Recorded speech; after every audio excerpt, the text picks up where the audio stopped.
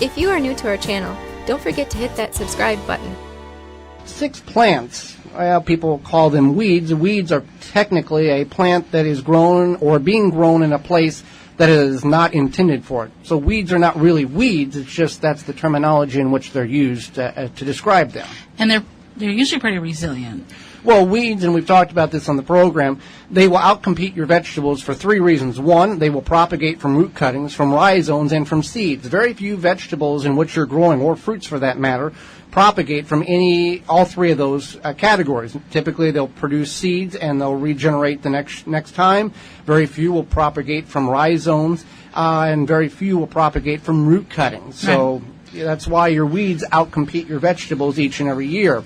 But we'll get more into that next week about the proper procedures and methods in which you can use in order to weed your garden so you have fewer and fewer weeds to use throughout the growing season and next year. Now, the most important thing is that if you're going to eat any of these weeds, make sure you're properly identifying them and that you're sure that is what they are, because obviously you don't want to consume the wrong thing. There are some edible weeds, we'll call them weeds, plants that have lookalikes. So you need to be very aware of that particular aspect of it, that because plant A is plant A and it's a weed and I can eat it, there are plant B, C, and D that look very similar but have very minute different characteristics to identify it as a non-edible plant versus the edible plant in which you're eating that weed. Right. So I think that the easiest one, or one that most people are familiar with, is the good old family yard dandelion. That's one everybody is pretty much familiar with. There is over 300 different varieties of dandelions in the world, and there's all parts of the plant are edible. Right. So you can eat the greens and the root. Well, you don't eat the root, but you use the root. So you can use both. And dandelion greens are really good for you. They're high in vitamin C, B6, Thiamin, Riboflavin, calcium, iron, potassium, and then Manganese. So there's also folate, magnesium, phosphorus, and copper. So it's not only just like minerals, but it's also, if you eat them or use them in a salad or something, then they're good. They're high in fiber as well. They're not the most enjoyable plant to eat. If you've never had a dandelion green, it is quite bitter. It's not sweet and lovely and rainbows and candy and and all that. It has a bitterness taste to it. But there are a lot of things in life. You grew up, and your parents said, "Well, it doesn't. It's not. It tastes horrible, but it's good for you." So it's kind of that type of mindset. But the root, explain the root procedure. We eat the greens. We can mix that in with a salad to break up that bitterness for health properties. The roots are a different means of preparation, but have a very beneficial aspect to what they provide. Right. So the roots are good for if you have a stomach upset, if you have intestinal problems, the roots are good for that. And also it is a blood tonic, which means it's supposed to help kind of...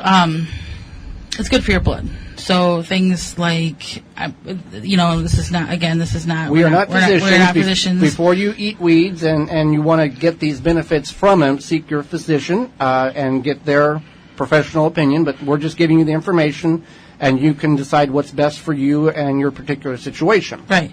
Anyway, so what you do is you boil the roots and you make like a tea.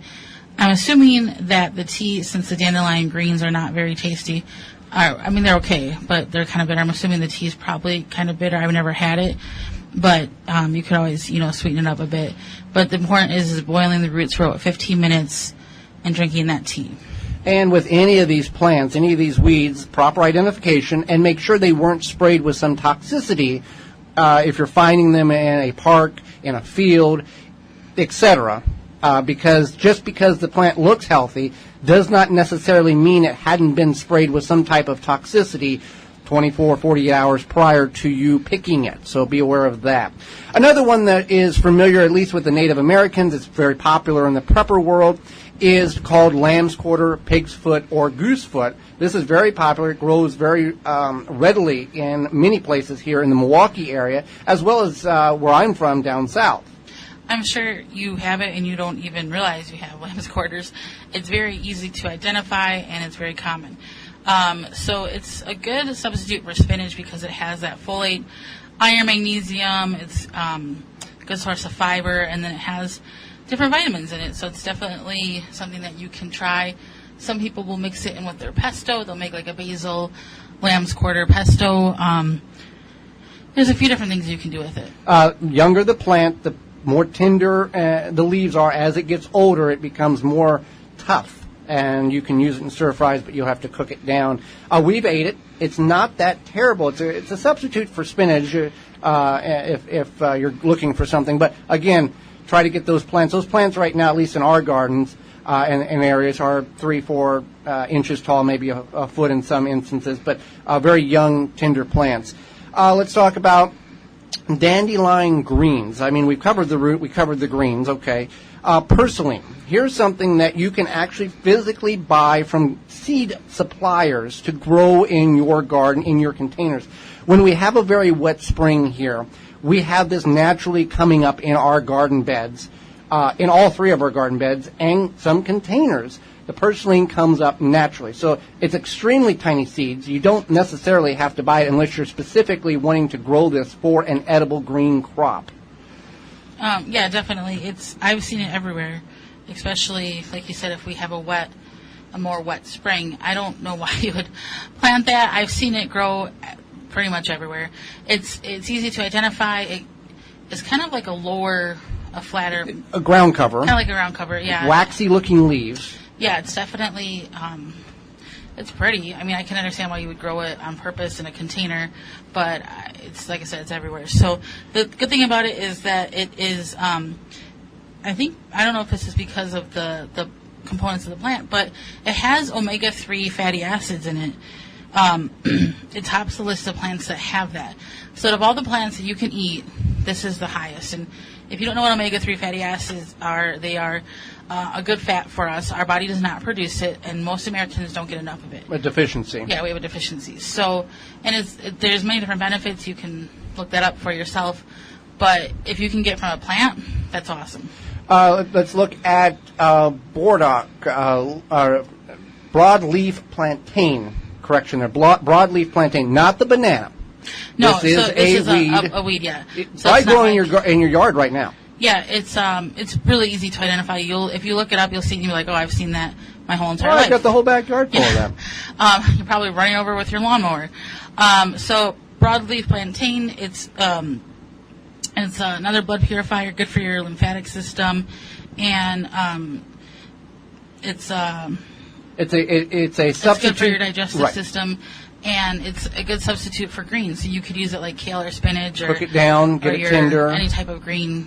Younger the plant. When these plants go to seed, they become bitter, just like your lettuce, your spinach, that type of situation. So keep getting it young. And I believe, and I cannot confirm this at this moment, lamb's quarter, you can buy it, and there's several different varieties of lamb's quarter that based on where you're at.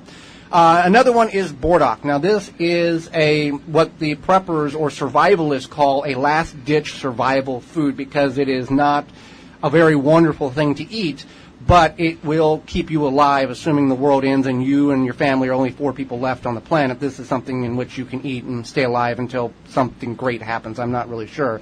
I'm not really sure if the plan is there. Yeah. I don't know, whatever, but I don't personally want to eat Burdock. Right.